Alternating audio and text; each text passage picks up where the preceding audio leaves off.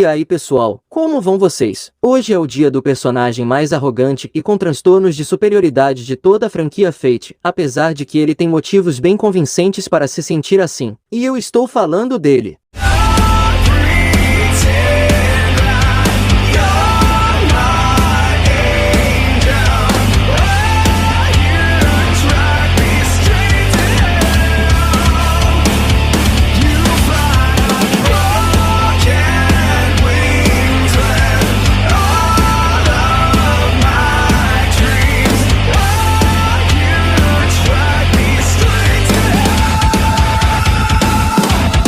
Enfim pessoal, fazendo um resumo rápido aqui, hoje eu vou apresentar as armas do Portão da Babilônia, e também falar um pouco sobre como ele funciona como fantasma nobre. Já posso adiantar que essa habilidade do Menino de Ouro é algo que não é tão fácil de bater de frente, o que deixa Gilgamesh no topo dos espíritos heróicos, e entre aspas, porque existem sim heróis que têm potencial para derrubá-lo, e hoje eu vou trazer algumas verdades sobre isso. Inclusive, eu até posso fazer um vídeo apresentando heróis que conseguiriam isso, e caso vocês queiram, qualquer coisa é só mandar nos comentários. E a única coisa que eu peço para vocês agora é o mais importante do ano. Deixe o like, se inscreva no canal e venha fazer parte da nossa tábua redonda. A sua presença é muito importante em Camelot. Acho que o correto seria Babilônia, mas enfim, tanto faz. Só venha comigo, porque o negócio hoje é falar de habilidade overpower. Então, bora lá!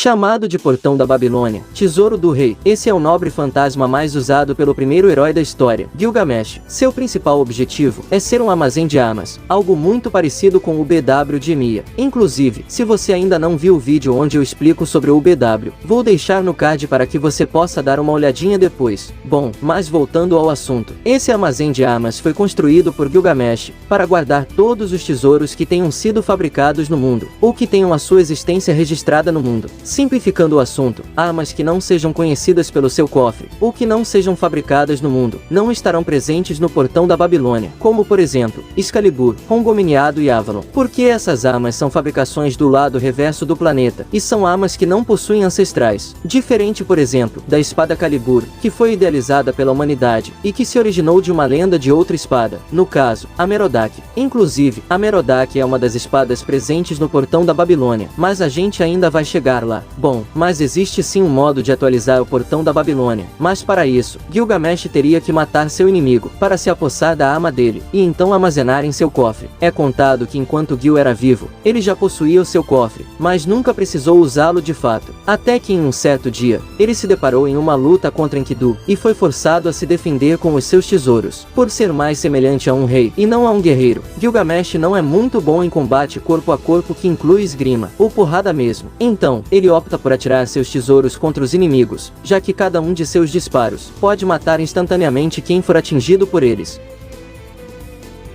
Em termos de combate, esse seu fantasma nobre pode ser usado de diversas formas, e eu vou explicar cada uma delas agora mesmo. Pois é, para quem acha que esse cofre só serve para armazenar e também disparar armas, está um pouco equivocado. Após chamar o Portão da Babilônia, Gilgamesh pode criar diversos portais que disparam suas armas, e além disso, ele também pode fazer que eles mudem de posição em relação a seu alvo, e isso permite que ele se movimente enquanto dispara, seja pulando ou até flutuando no ar, sem precisar se preocupar em ser atingido pelos seus próprios projéteis. Para você ter uma ideia, ele pode cercar o inimigo com esses portais fechando todos os espaços de fuga, exatos 360 graus, e literalmente destruir seu adversário com uma chuva de armas, impossibilitando qualquer chance de evasão. Como se não bastasse isso, o Portão da Babilônia também possibilita saltos dimensionais, ou seja, Gilgamesh pode se teleportar para onde ele quiser, e pode usar isso até mesmo em batalha, para se esquivar de um ataque que ele julgar ser perigoso. Ele também pode usar esses portais em combinação com a sua nave, conhecida como Vimana, e ainda disparar enquanto dirige. Ou seja, o Menino de Ouro é basicamente multifunção. Por esse motivo, o Portão da Babilônia é conhecido como um fantasma nobre que se opõe a tudo, sendo a representação da própria guerra. Mas se você pensa que não existem fantasmas nobres que podem bater de frente contra esse cofre, está muito enganado, meu amigo. Gilgamesh não é tudo o que te disseram não, e eu vou citar 3 fantasmas nobres que podem sim fazer frente ao Portão da Babilônia.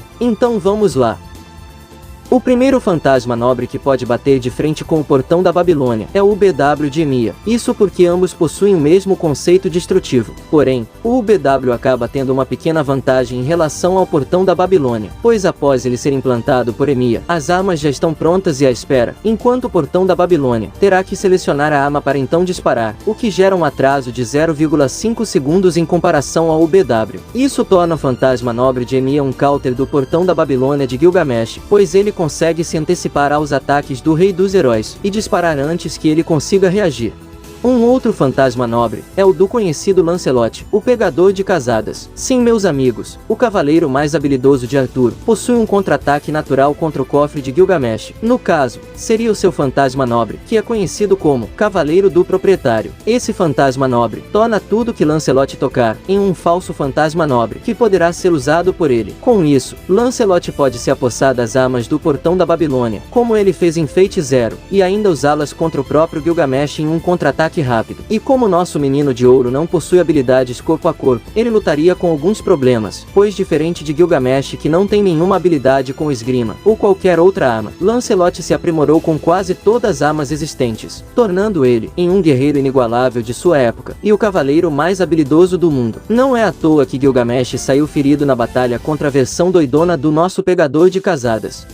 E o terceiro fantasma nobre que pode fazer frente ao portão da Babilônia é o fantasma nobre do menino Argila. E para quem não sabe de quem eu estou falando dele. Enkidu possui um fantasma nobre que é bem parecido ao portão da Babilônia, porém, com algumas características diferentes. Esse fantasma nobre é chamado de Age of Babylon. Esse NP é capaz de criar armamentos a partir do solo, como correntes, espadas e lanças, e então, atingir o inimigo em múltiplos disparos, retalhando o que estiver pela frente. Com esse fantasma nobre, Enkidu consegue lutar de igual para igual com Gilgamesh e até mesmo podendo superá-lo, embora eu acredite que ele também sairia muito ferido.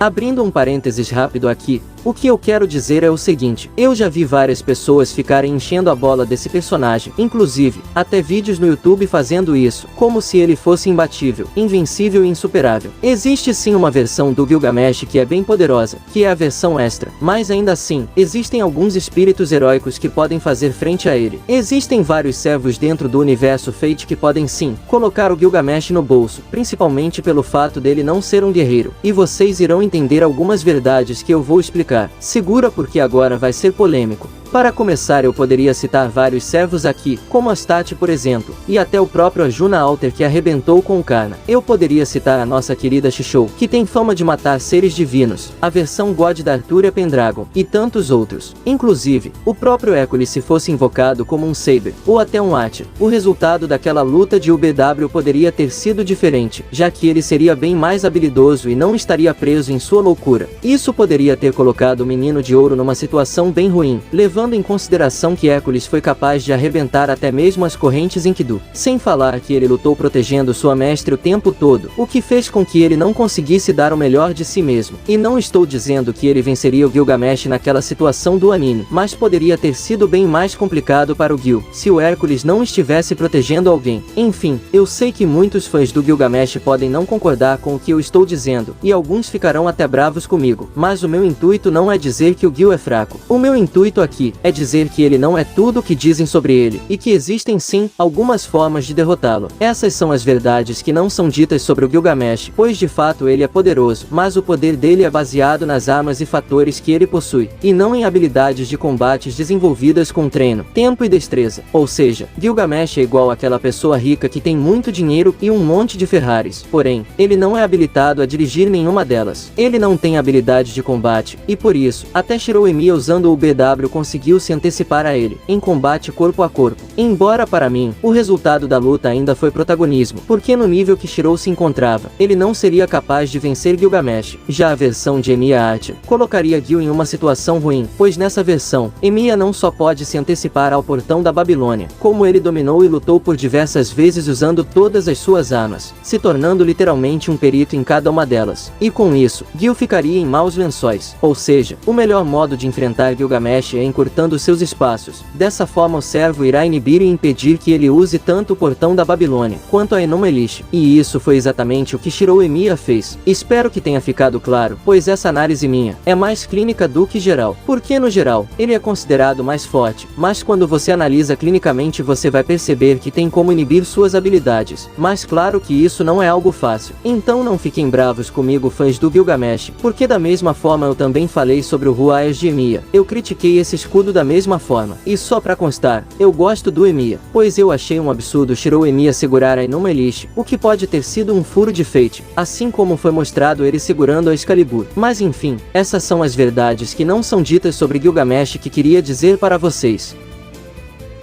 Agora que ficou tudo bem claro sobre o funcionamento do portão da Babilônia em combate, vamos falar sobre como Gilgamesh acessa o portão da Babilônia. E meus amigos, o negócio é bem interessante. É dito que dentro desse cofre, existem inúmeros fantasmas nobres, desde a classificação mais baixa, até a classificação mais alta. Por causa disso, o portão da Babilônia é classificado como um fantasma nobre de rank A++.